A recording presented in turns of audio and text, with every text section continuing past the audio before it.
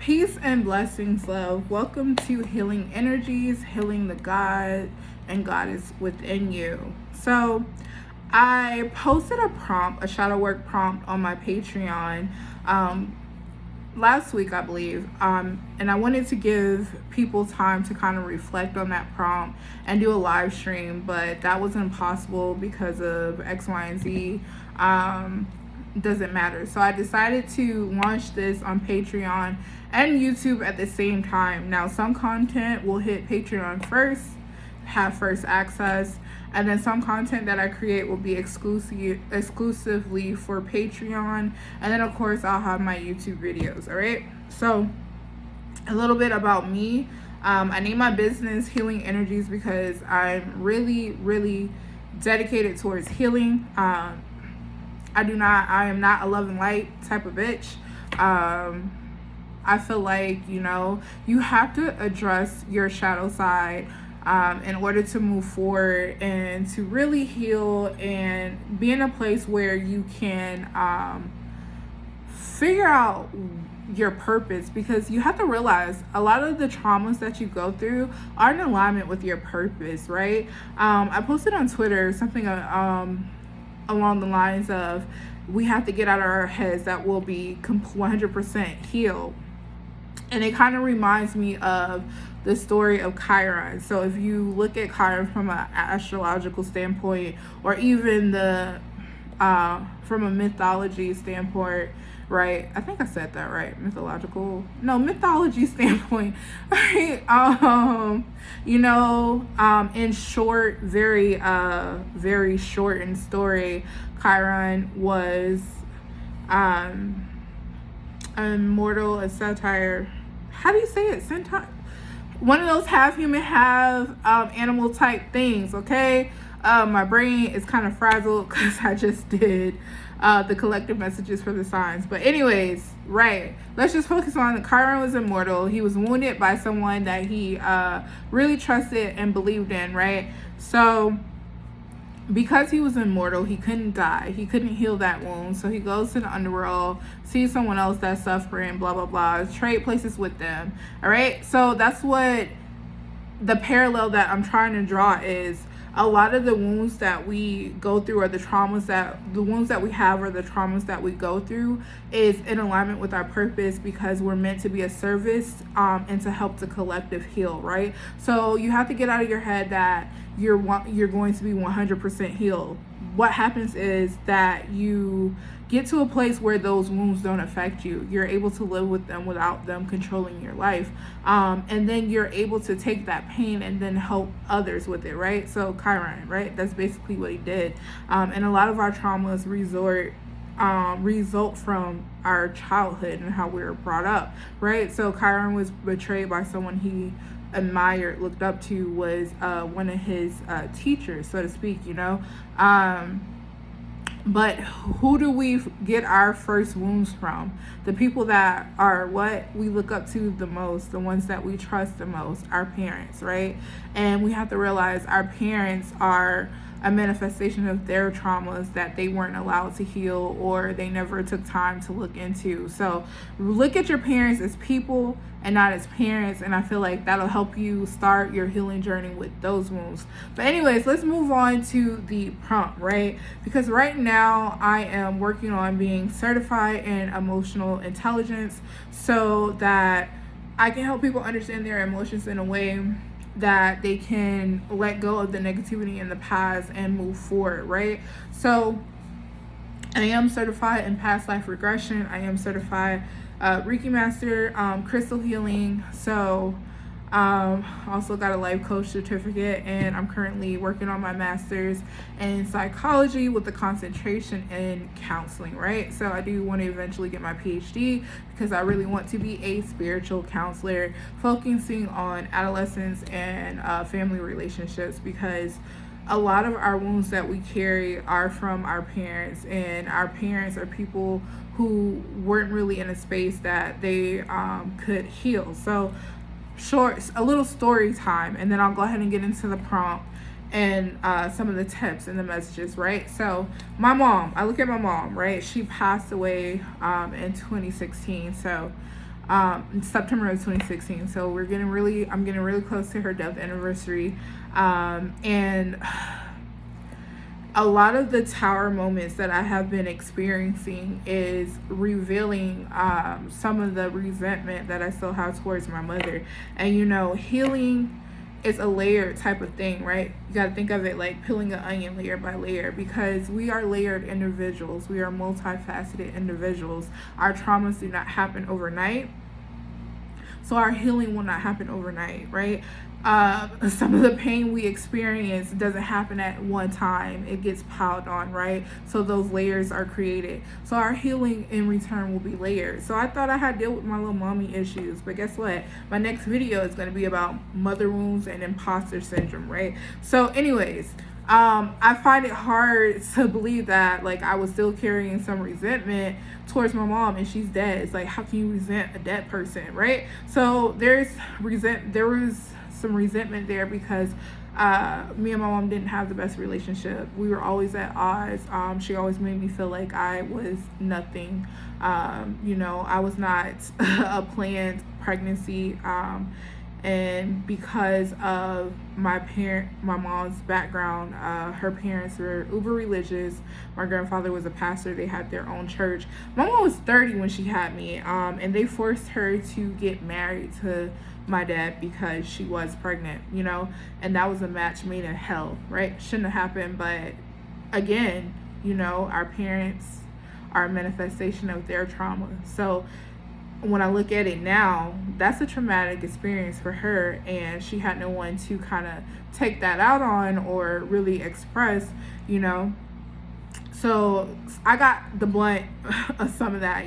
She would tell me hey, she was so depressed when she was pregnant with me because she didn't want me, she would just cry and cry like this is not what she wanted for her life. So that took a toll on me. So that's why a lot of us who deal with imposter syndrome, it's not our daddy wounds that's really affecting us in that sense. It's our mommy wounds. So I'm definitely going to talk about it, get more in depth in that. But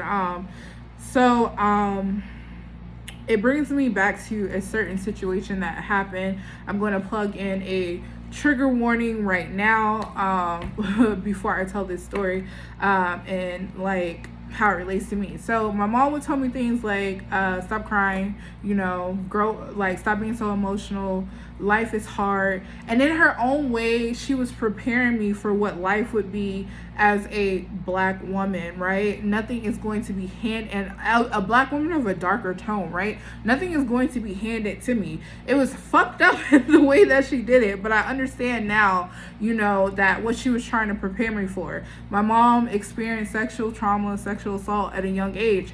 That's why she was like, no, you can't trust people. You can't go to other people's houses. And I thought she was just being mean, but she was trying to protect me. But little did she know, I was dealing with those same issues that she dealt with at the same age, right up under her nose, in the black community, right? But a lot of the things that she said, it was just her way of trying to prepare me to make me be self-sufficient and not to rely on other people. And I get it, but it kind of had too much of an effect on me where I became hyper independent, right? So we talk about codependency, right? But we don't talk about hyper independency coupled with codependency, emotional codependency. So in order to feel good about myself, right? For me to feel good about myself, I felt like I had to please my mom. So what was I? I was an overachiever. I was hyper independent from a young age.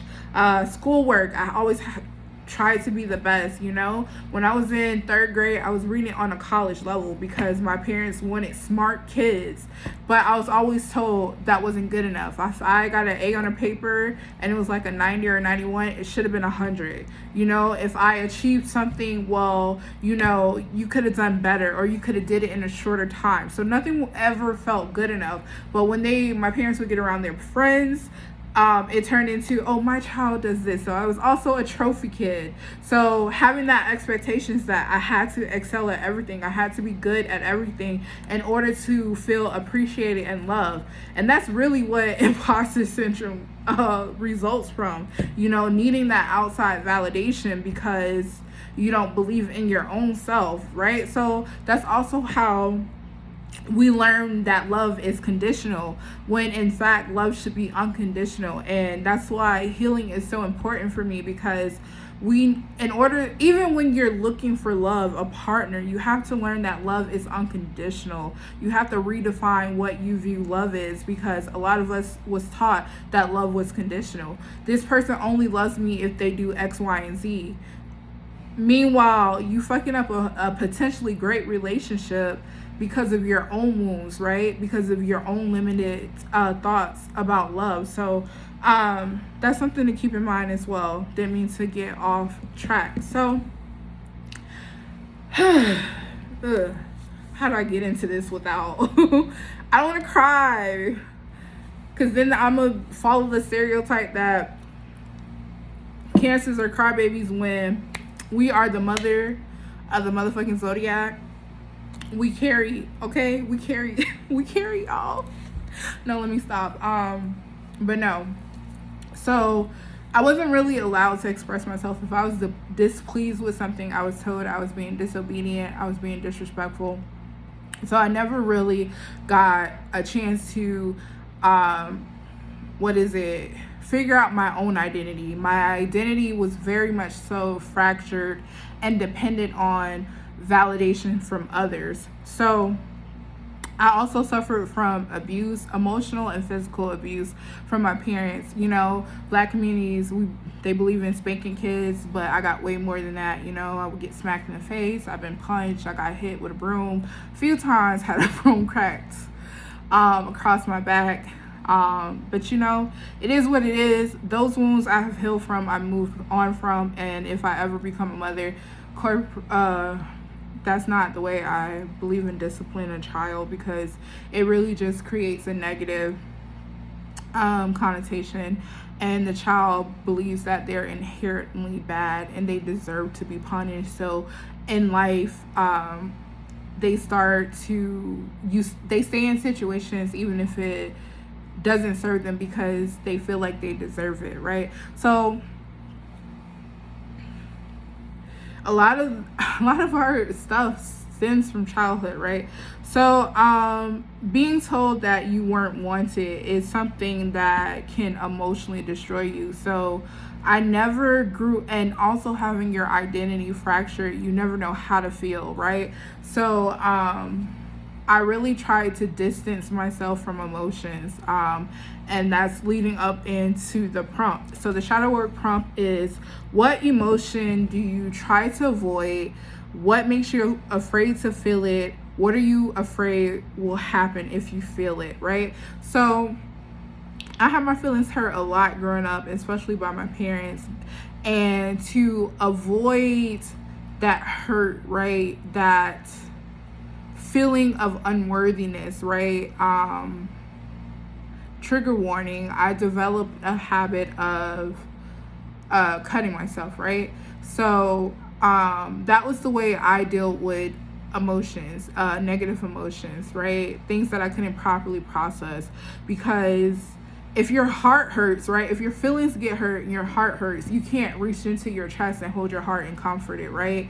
So that's a pain that you feel that is not tangible, right? You can't hold it, you can't grasp it. It's just pure emotions, right? So in order to kind of put a location to that pain, I would cut myself. Like, most of them are covered by the tattoos that I have, but you know, you can kind of see some of them if you look hard enough.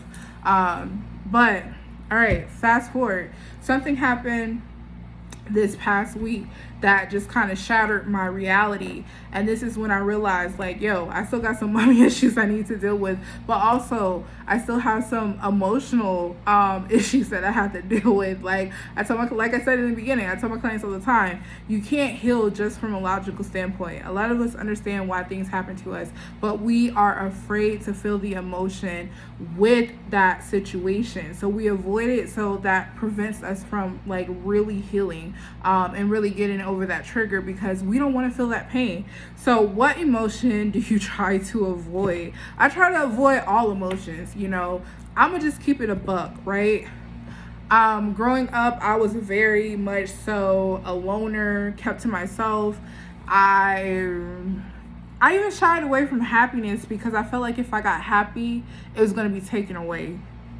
So what's the point of being happy or getting excited about something if it's just going to be taken away? So I never learned to celebrate my wins. I always felt like, okay, I could do better. So I avoided happiness, love. Let me tell y'all, my early 20s, I was thoughting and botting. I didn't believe in commitment. And when I did commit, I never fully committed. I was a cheater. Hope none of my exes watch this, if you want to call them exes, because in my head I was still single. I avoided emotional attachments to others. I avoided all that shit. Anything that could trigger a reaction, an emotional reaction out of me, I avoided. And healing has taught me, like being on my healing journey, going to therapy, doing my child work, doing my inner child work, even doing past life regressions or age regressions on myself, exploring my Akashic records, also do Akashic records readings. It really taught me a lot about myself, exploring my karmic debt through numerology, even looking at my natal chart from a karmic past life standpoint. A lot of these issues that I'm dealing with is because of shit that happened in a past life, and now in this reincarnation or my present life, I'm here to heal and fix those things and then be a service to others and help them do the same, right? So what makes you afraid to feel it? What makes me afraid to feel emotions in general is I don't know how to deal with them. You know, I'm the person who, if you tell me a loved one died, and I've experienced so many deaths recently. I'm also in my 8th house perfection year, so that's kind of ghetto.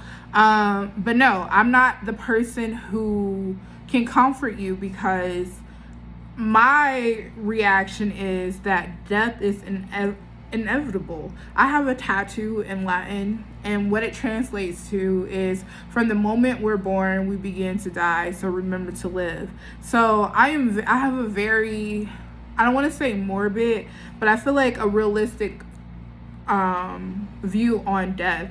But when my mom died, that shit shook me to my core in a way that I did not understand or comprehend, because so many emotions came up.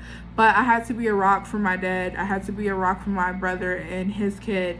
So I was never really able to properly grieve.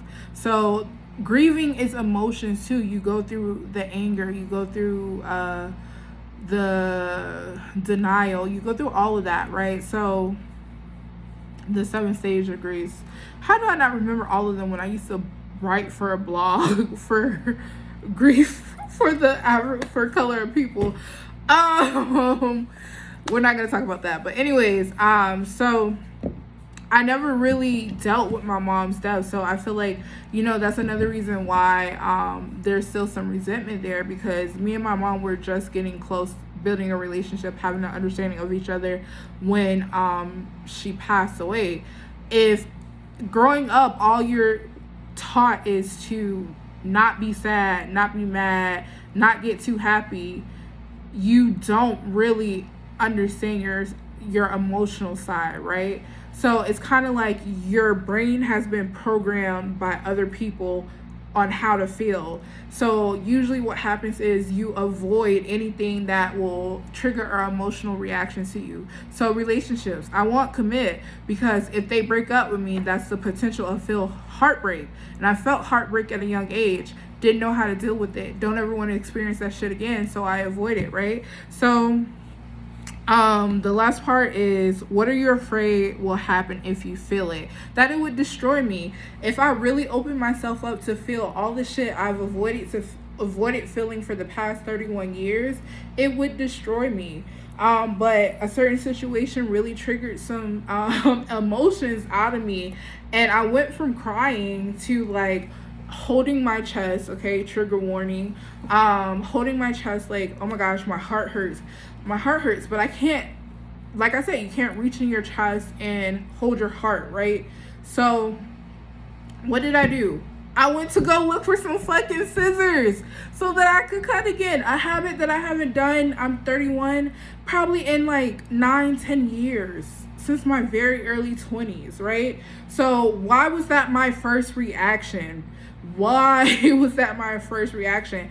Because I was feeling things that I didn't know how to feel or what to do with them, or what the fuck I was feeling. Like, was it anger? Was it sadness?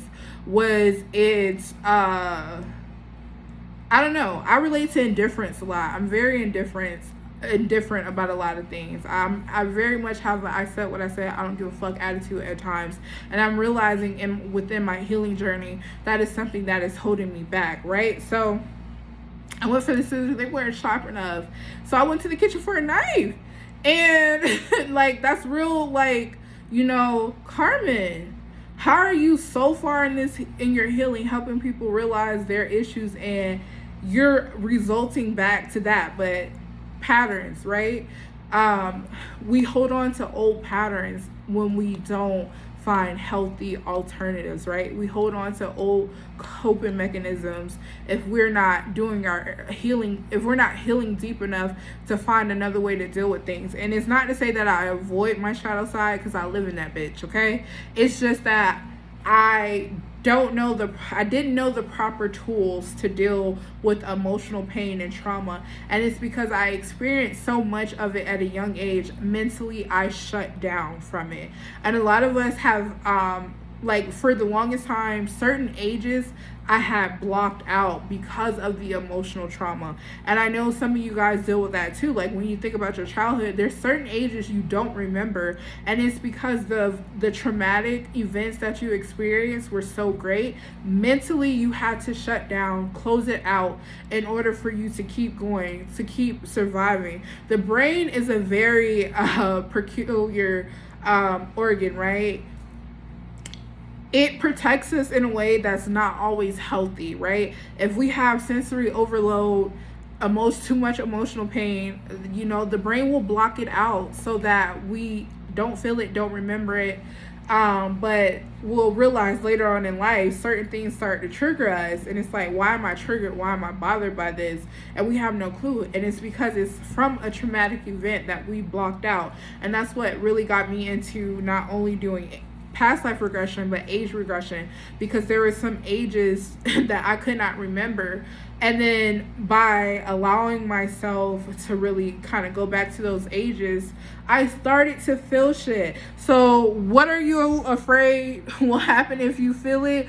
That it will destroy me. I got super depressed, and that's why I try to tell people, your spiritual journey is not all going to be love and light, rainbows and sunshines and flowers and cards and candy and all of this love and light. That's bullshit. All right, go through your first ego death and then come talk to me. When it's like looking through a shattered mirror and you have no clue who you are, when you're battling your ego, okay, come talk to me then, and then we can have a conversation, because living in this bubble of love and light is unrealistic. You have to face your demons, right? So I did take a couple of notes on, like,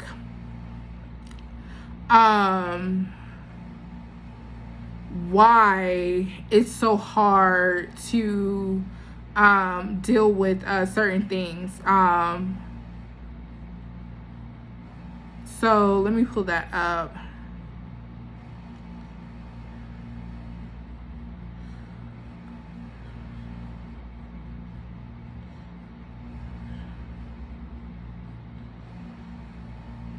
Why is this not open?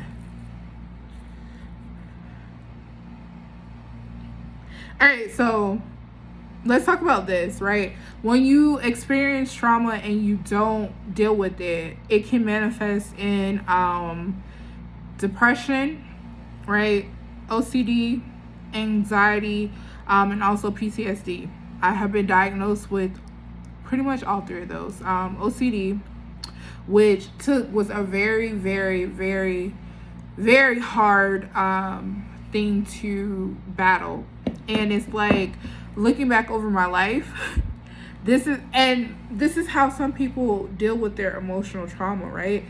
Control. You need to have controls. If everything is in your control, nothing can rock the boat, nothing can make you feel things you don't want to feel, right? So for me, OCD, it really started to manifest in high school, and I didn't realize like it was OCD. So until one day I got kicked out of class.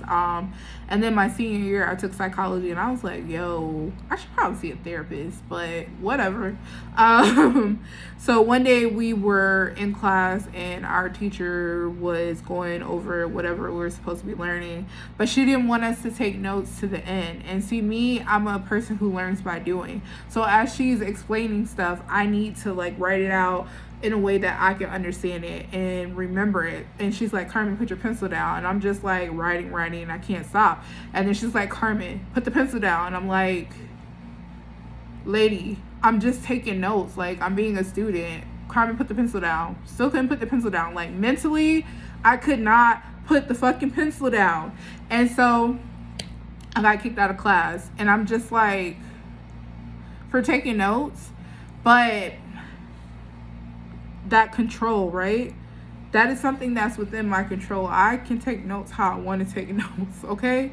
And that's how I can maintain my learning environment or whatever. And then another situation started to happen. Like, I lived with my godmother for a little while I was waiting for my off-campus apartment when I started college. So I was in the kitchen cooking, right? So she was like, Carmen, why you cook so slow? Because when I used to cook, I used to have to cook one thing at a time. If I'm cooking a multi-dish type of thing, I had to cook everything once at a time. If I'm making pasta, I have to boil the noodles. Okay, bam, that's done. Then I can work on the sauce. Or if it's meat in there, okay, got to do the meat by itself. I cannot multitask, right? I can't have the noodles boiling and then starting on something else, because one or two things are going to happen. Everything is going to burn up, or it's just not going to work out. So I was in the kitchen and I tried to multitask because she wanted to cook something else after me for her work. They were having some type of party and she needed to use the kitchen to prepare for that, right? So 2727, someone may need to look up that angel number. So I tried to multitask. So I was starting cooking some chicken, I think it was, and I needed to cut up some onions. So I'm cutting up the onions. I could smell the chicken burning, but my brain is like, bitch, you better finish cutting this onion. And then my aunt was like, your chicken's burning. I was like, oh, I'll get it in a minute. I couldn't stop cutting. I couldn't stop what I was doing. And then she's like, Carmen, your chicken is burning. And then next thing you know, like all of this smoke, and I'm still cutting the onions. I couldn't stop. And I'm just like, sorry I burnt the chicken. But I didn't realize something was wrong with that until like it started happening to me more and more, where I have to complete a task before I start another one. I have to double check certain things, like especially when I live with other people, okay? I had to make sure they turn off the stove. So all night I'm wondering if the stove is on. So every hour on the hour, I'm checking the stove, I'm checking the door, make sure that the front door is locked. I'm checking to make sure they don't have the dryer on, because I was told like, hey, don't leave the dryer on overnight. Don't dry stuff while you're going to sleep or anything like that. So I'm checking and making sure everything is off. So check. That compulsion, that obsession, I couldn't stop it. And that's a way for a lot of people to avoid their emotional trauma, right? And to kind of bring in some control in their life. But it really makes it harder for you to move past it. So guess what? I got rid of the compulsions to do things. Like, my apartment right now is a mess.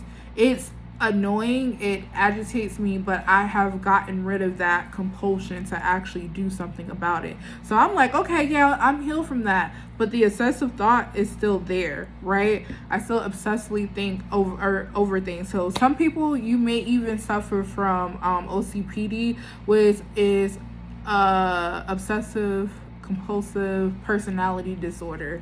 So you can't really help or control your thoughts, right? You obsess over them, and it's because that's how you were kind of programmed. So in order to move past this, you first have to allow yourself to open up your heart space to feel the things that you've been avoiding feeling. So what does that look like? It's different for everyone. So it could be allowing yourself to cry over certain things, because for the longest time I hated to cry because it made me feel like a weak bitch, and if I did cry, it was because I wanted to hit someone and I couldn't, and it's like, I'm too grown to be fighting. I'll end up in jail, so I might shed a tear because it's like, I really want to beat your ass for doing some stupid shit, but I don't want to go to jail because I don't think I would make it. Jail is filthy, and it's full of people telling you what to do, okay? I have my Saturn in Cap and it's retrograde, so I really have an issue with authority figures. I have an issue with people telling me what to do, okay?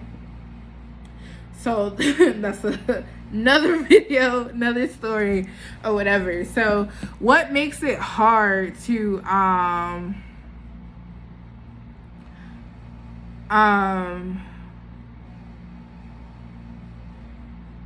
what makes it so hard to get over emotional trauma and like deal with your triggers, right? Deal with the emotions, right?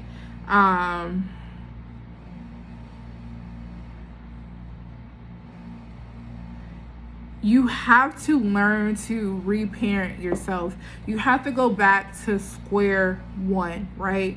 So you have to go back to where that unhealthy coping mechanism with dealing with emotions started.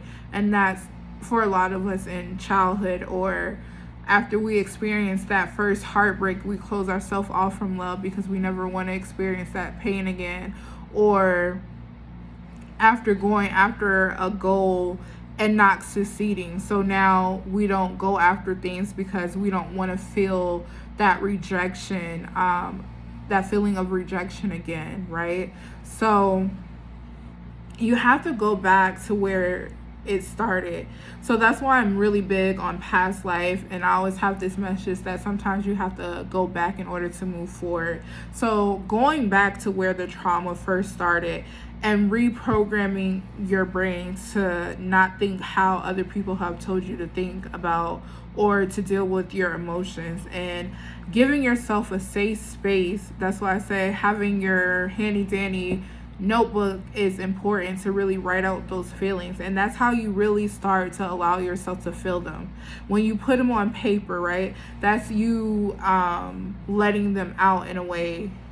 And once you let them out, you open the door for yourself to feel them. So you have to learn to reparent yourself. And that's why I feel like this situation happened, because I've been pouring into people. I've been nurturing other people, but I haven't been nurturing myself because, you know, I don't want to open up certain doors and get hurt. So I've been very much a runner, even in my own romantic life, so to speak. I've been avoiding anything deep because of fear of intimacy, fear of being vulnerable. Like, you know, I can get naked and throw this ass back, but when it comes to open up and talking about feelings, it's kind of like, yeah, no, we don't have to do that, you know?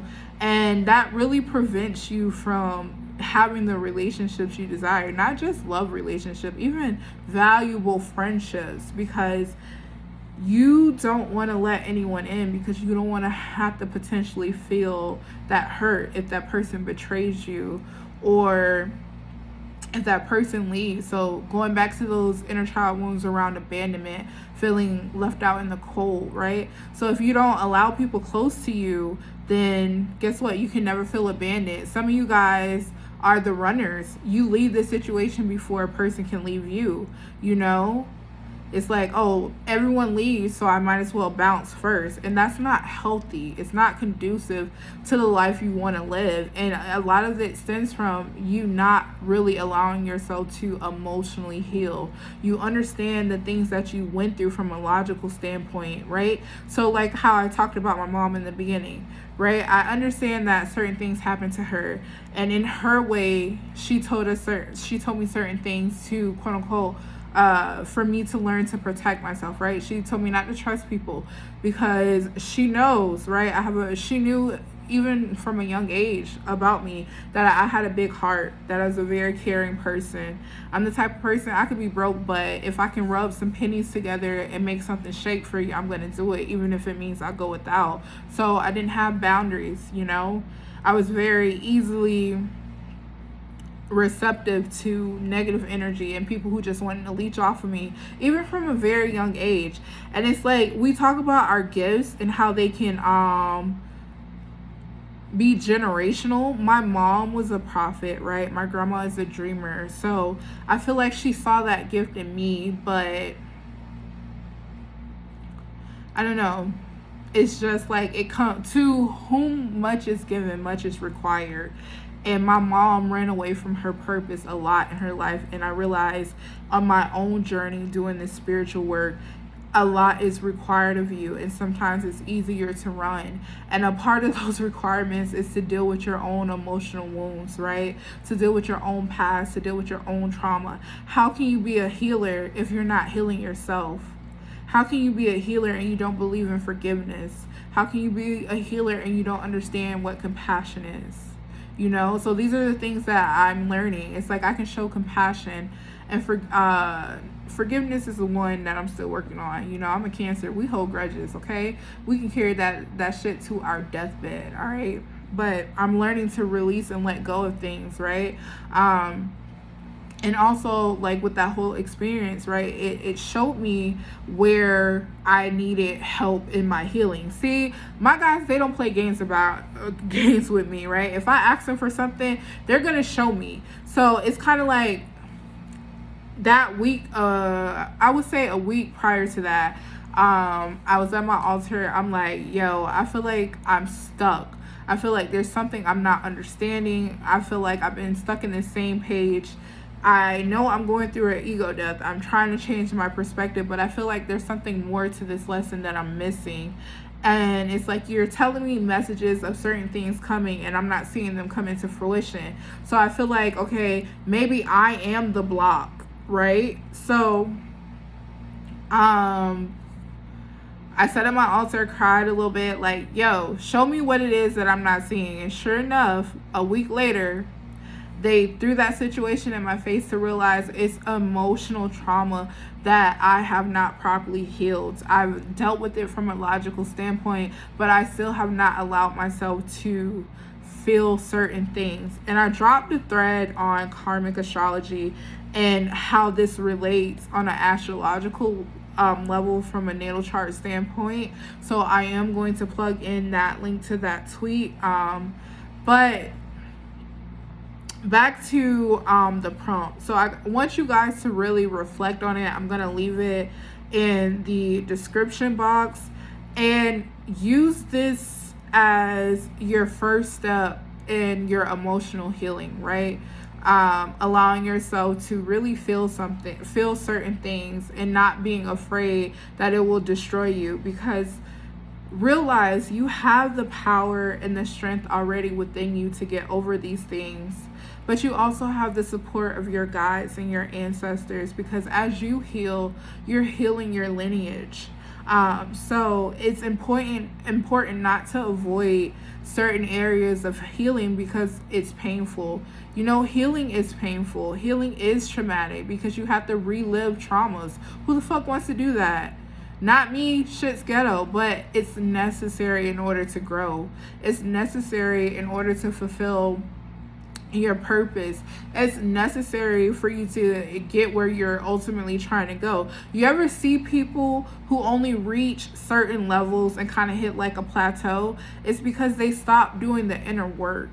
So healing is always going to be a part of this journey. Like I said in the beginning, your experiences are layered, so your healing is going to be layered. Everything is not going to be about healing 24/7, but it's going to be in the background. And as you reach new heights or new levels, you go through new triggers, or triggers that were already there, but you're really learning about them on a deeper level. But you can't be afraid to address it. You can't be afraid to look in the mirror. So 3939, look up that angel number as well. So I challenge some of you guys to actually look in the mirror. Take a mirror, look in that bitch,